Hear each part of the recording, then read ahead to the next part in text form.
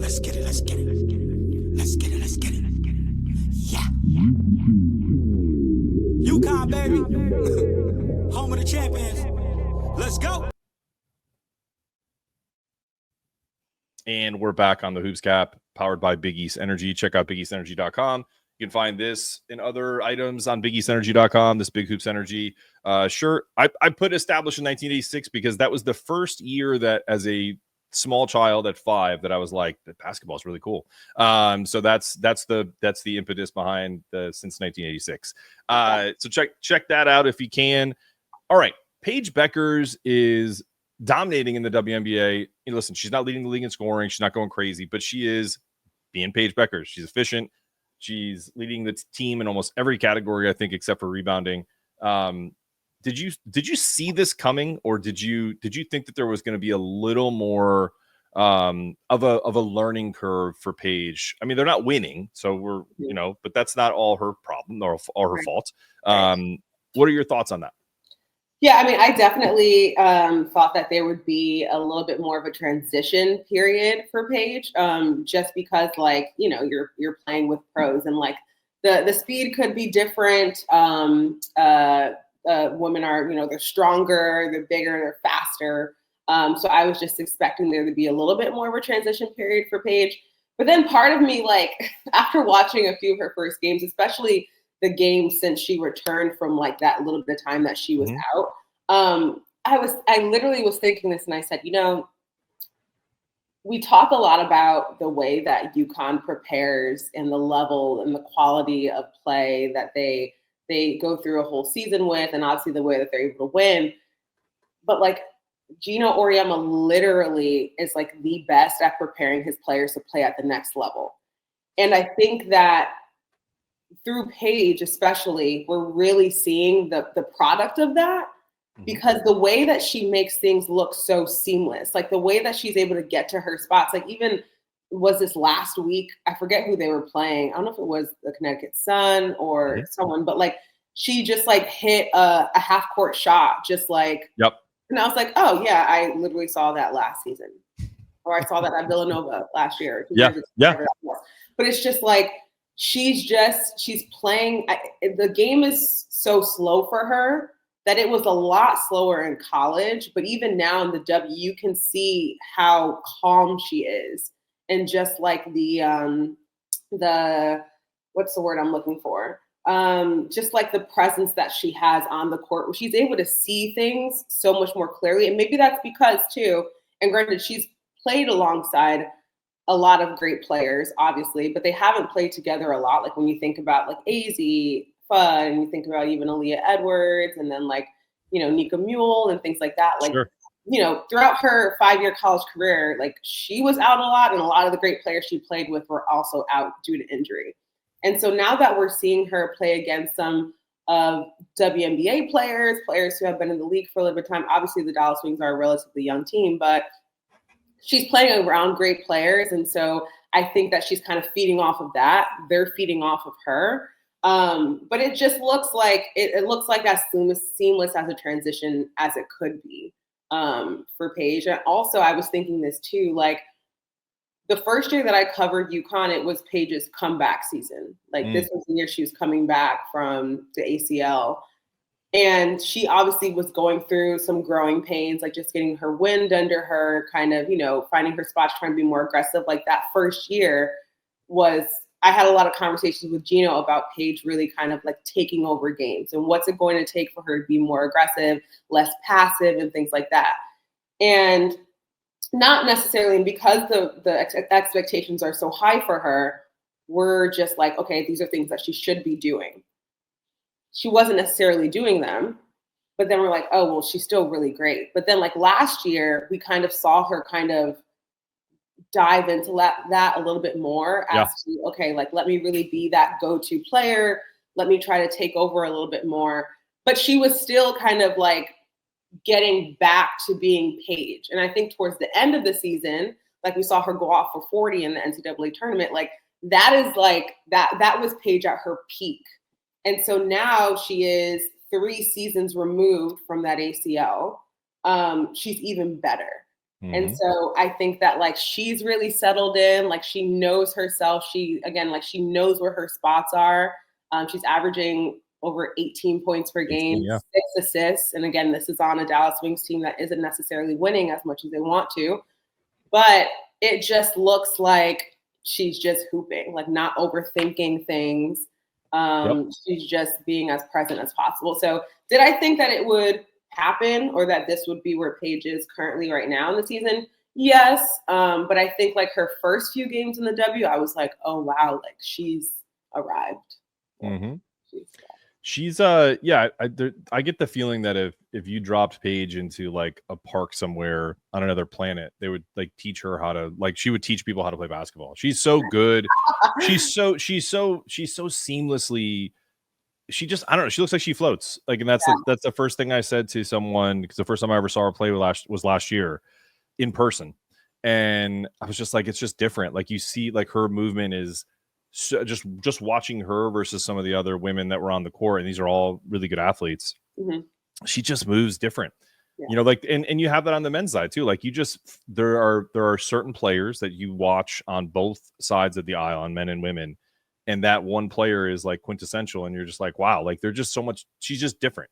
When people say like she's built different or he's built different, that's what they're talking about with Paige. Like, I totally agree with you there. She's just a joy to watch. Like, she's, for a basketball hooper, to kind of like the decisions she makes, the you know, the reads she makes, it's just like, it doesn't matter. Like, it doesn't matter that she's playing in the W now. She'd be playing anywhere and she'd be doing this. Yeah, her IQ level is so high. And I think too, like, we weren't really able throughout her college career to see that on a consistent basis. And so even though like we're basically halfway through the WNBA season at this point, next week or the week after, we're seeing her being able to play more consistently and at the level that she can play at. And like, UConn brings in the best of the best in the country. So like, when you think about it, she's playing with some of the best of the best. Most of these players go to play in the WNBA. So it's not really that significant of a drop off when you think about it.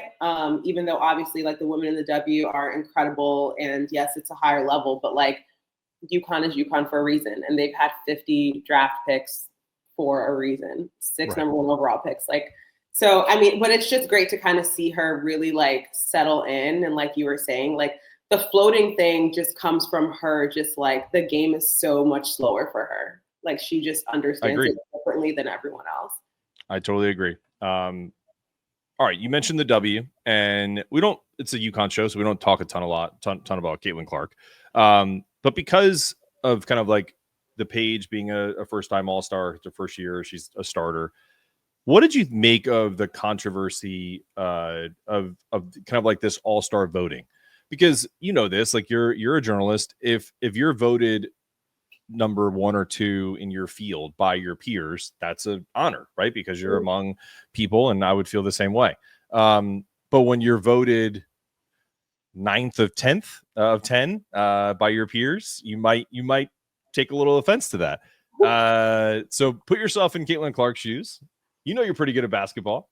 How do you think that she's feeling about it? And I have a take that I want to make in a second, but I'm just curious, what was your initial thought about all of that? I thought it was interesting. Interesting is the politically correct word that I'll try to use today. It was very interesting.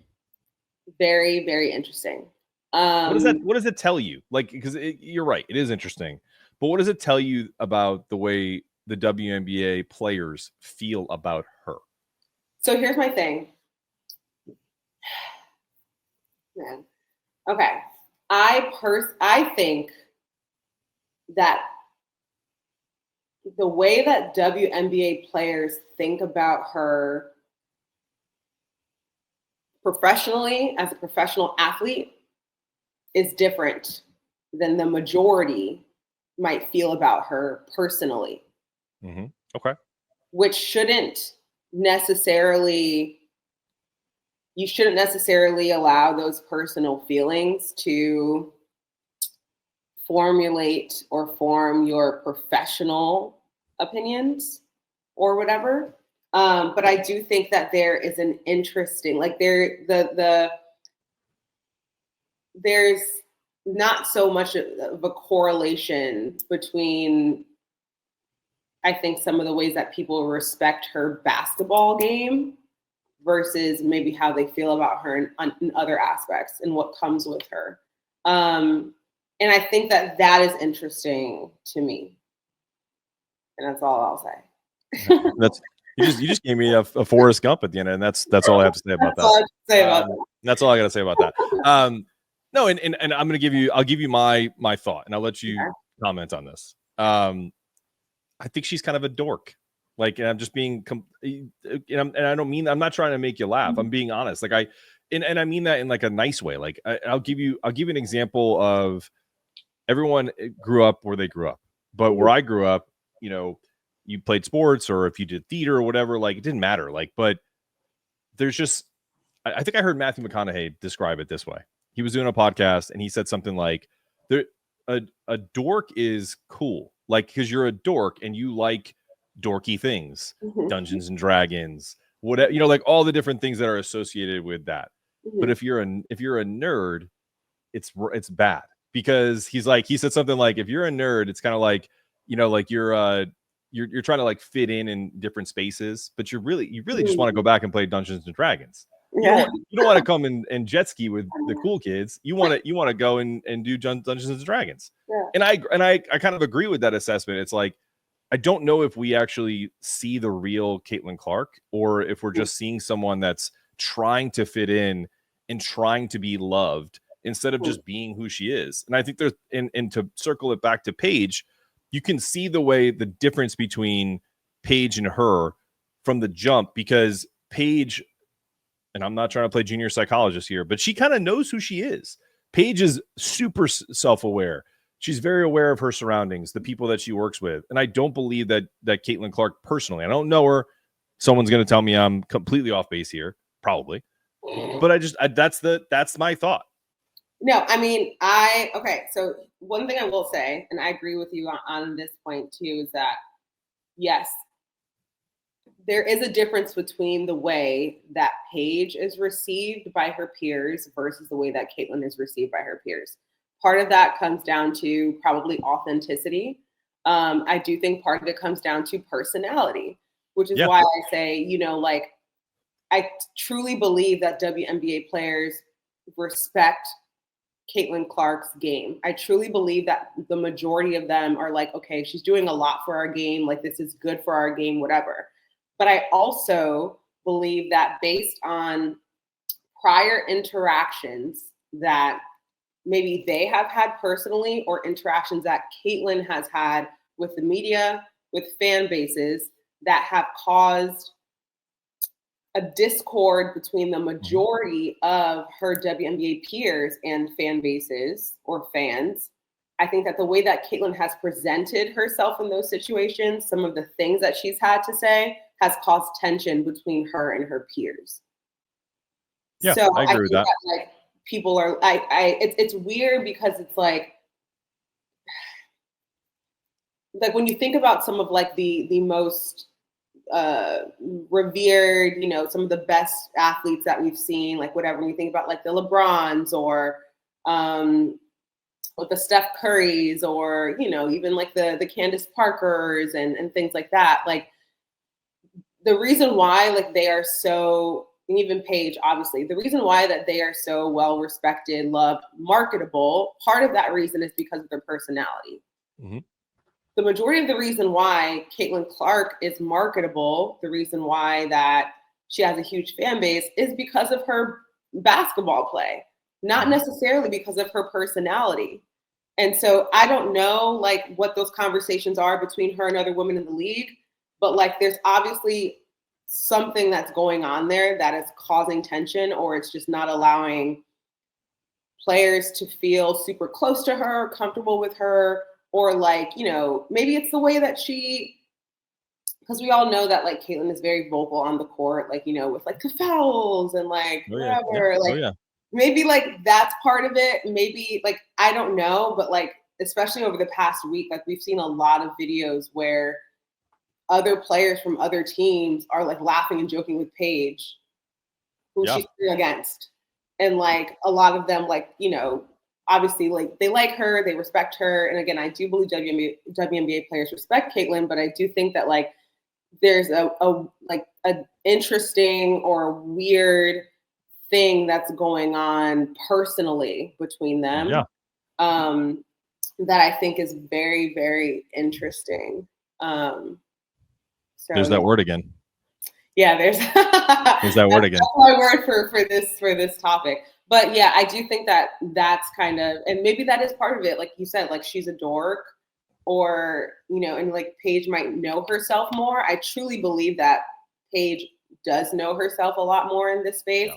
Maybe Caitlin is still trying to navigate how she wants to show up in this space. Yeah. That comes down to just personality. Like this might be, you know, and again, Caitlin is like a unicorn in her own right. Like she does absolutely incredible things offensively on the floor.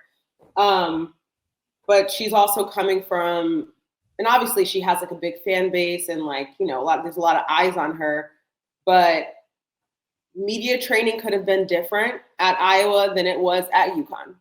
Like I guarantee you it is. Yeah, there's way more eyes, you know, on UConn than there is on Iowa. Like there's a different, like, you know, so maybe although that's into it too. I'll tell you what, I don't mean to cut you off, but I do know this from other journalists and writers. If there's one fan base, and we're not saying anything wrong about you, Iowa fans, take it easy. Fan base that gets really nasty online, it is the Iowa fans. So that could also, like, there's, and again, that's not her fault. That's not her fault. Yeah, it's not her fault. UConn fans, Dan Hurley said this one time at a press conference. He said, "So UConn's fans, social media are savage, brutal." So I get all that. Like, you know, it's not her fault, but I get what it's not her fault. But I do think that, I'm trying to say this in a way, I do think that the way, especially like last year, because it was her first year in the W, I do think that because of maybe her lack of experience with dealing with the media, with dealing with, you know, how to navigate a certain type of fan base or whatever, her inexperience in that realm, I think, played a part in the way that she responded to certain things that were going on that then her responses weren't in a way to be supportive to her peers in the W. Right. Yeah. And so that I agree with. Weird, like there's weird tension. Like I think like Paige has certain stances and certain beliefs that she stands on 100%, whereas some people are like, well, we don't really know where Caitlin stands. Like we don't really know what she's about. So they're a little more, you know, timid to kind of like be fully 100%. To get close to her, or like actually like, you know, want to get to know her. Last question on this topic. Do you think it's not necessarily overblown, but do you think that it's Caitlin's responsibility? Because what I'll say is what we're describing kind of sounds like, and do you remember and listen, I don't even know I don't even know if you were born during this, but that's okay because I'm an old man. But Michael Jordan famously said one time about some issues, hey, Republicans buy sneakers too. And so that's a famous quote. You can go look it up. I don't even remember what was going on during that time because I was a kid. But do you think that that's part of Caitlin's team, their advisor, maybe not just her, but like her team is basically saying like, it'll all blow over when the WNBA's new collective bargaining agreement comes through and everyone's making more money and the game continues to rise and everyone's millionaires, no one's going to care. You're just the Kobe Bryant or the Michael Jordan of in that realm of the face of the WNBA. Do you think that's part of it too? Like that's, you know, maybe that's media training, but like, do you think that's kind of what her team is telling her is like, don't apologize for who you are or like how crazy your fan base is because that's your bread and butter? Yeah, I do. Because money talks. And, you know, I just feel like Yeah, and I don't want to put it all on Caitlin. So here's the thing too, with being like a front-facing person, a celebrity, a star athlete, like whatever, like a lot of these things like don't have anything to do with you. You might not relate to some of these things, but when questions are being presented to you about certain things and you don't have a clear stance on those things, then that's where people are like, well, what does she believe in? Like, is she Right. supporting a certain group who might be saying or doing hurtful or negative things towards people that she works with, that she's around a lot, like whatever. At the end of the day, marketing is marketing, like, and that's what Michael Jordan, I assume, was saying. It's just like, at the end of the day, I might not be, or maybe I am, I do support this group, or maybe I don't, but at the end of the day, like, they're gonna buy whatever they're gonna buy. Like, maybe that was what he was saying. Maybe it was good for his brand. Maybe it's good for her brand.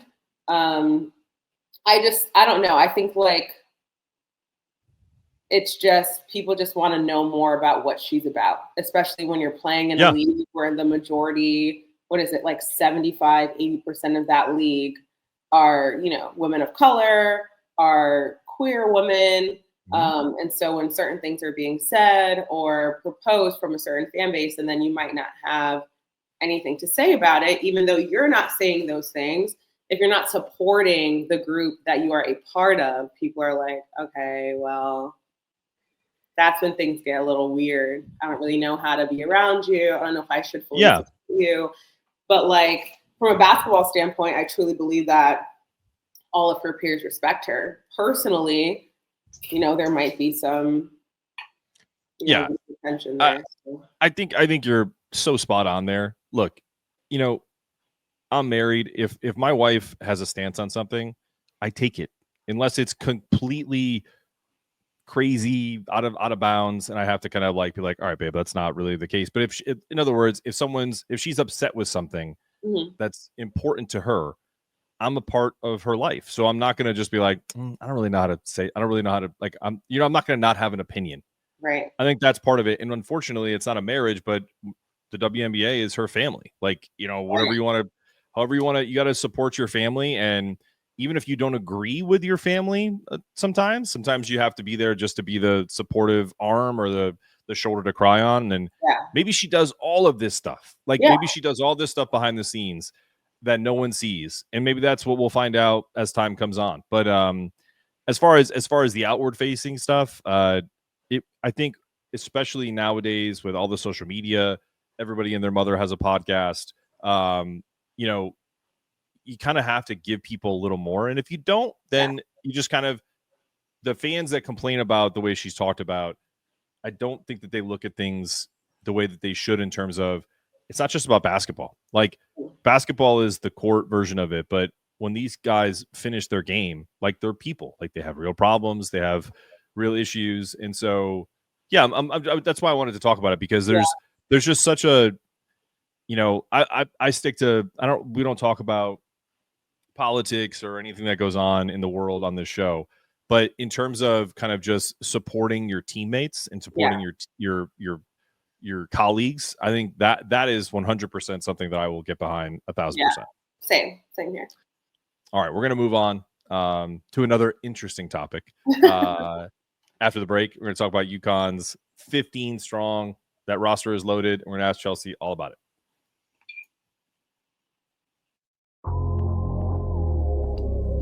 Let's get it. Yeah. UConn, baby. Home of the champions. Let's go.